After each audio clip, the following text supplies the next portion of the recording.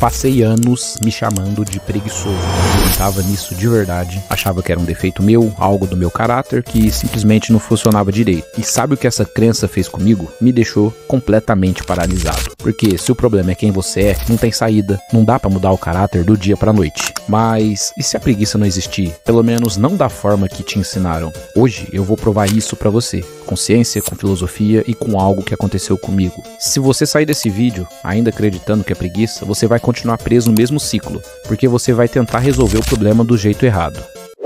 Oi, eu sou o V.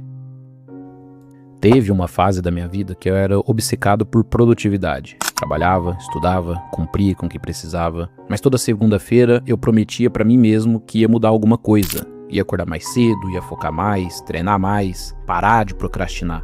E toda quinta eu tinha quebrado a promessa. Me xingava mentalmente, recomeçava na segunda seguinte. Esse ciclo durou meses, talvez anos. Era como tentar apagar fogo com gasolina. Quanto mais eu tentava controlar com lógica, mais eu explodia quando a lógica não funcionava. Qualquer crítica virava catástrofe. Qualquer incerteza virava paralisia. Demorei para entender que o problema nunca foi quantidade de disciplina. Foi que eu estava usando a ferramenta errada para resolver o problema errado. Eu ouvia essa voz e acreditava, porque quem mais seria o culpado? Até que um dia eu parei e fiz uma pergunta diferente.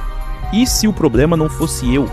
E se eu estivesse tentando resolver uma coisa que nem existe? Preguiça não é um traço de personalidade. É uma palavra que foi inventada para te controlar. Na Revolução Industrial, o trabalhador que não produzia o suficiente era preguiçoso.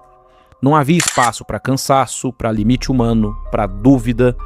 Ou você produzia ou era fraco. Essa narrativa não desapareceu.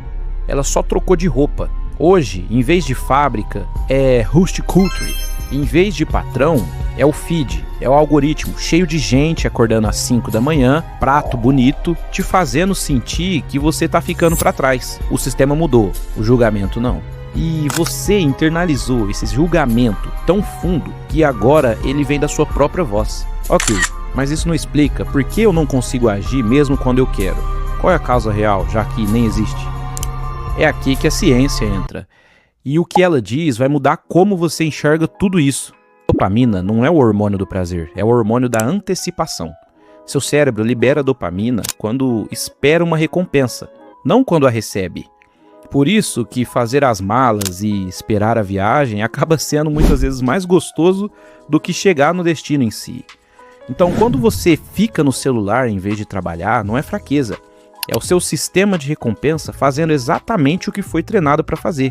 Celular, recompensa rápida, certa, sem risco de fracasso. Tarefa importante, recompensa incerta, demorada, com um risco real de dar errado. Quanto mais você usa recompensas rápidas, mais o cérebro eleva o nível. Precisa de mais para sentir o mesmo. É literalmente o mesmo mecanismo do vício.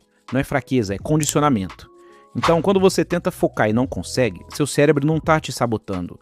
Ele tá te protegendo da única forma que aprendeu. Mas quando você continua chamando isso de preguiça, vai continuar resolvendo com força de vontade.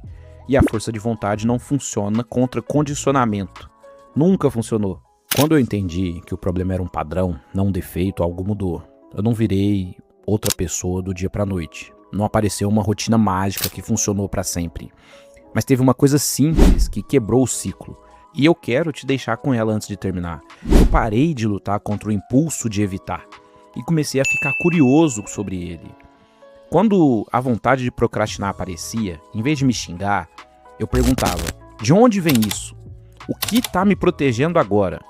O que eu estou com medo de descobrir se eu tentar? Parece simples demais, mas é exatamente essa curiosidade que quebra o padrão. Porque você sai do piloto automático e começa a entender o que está acontecendo de verdade.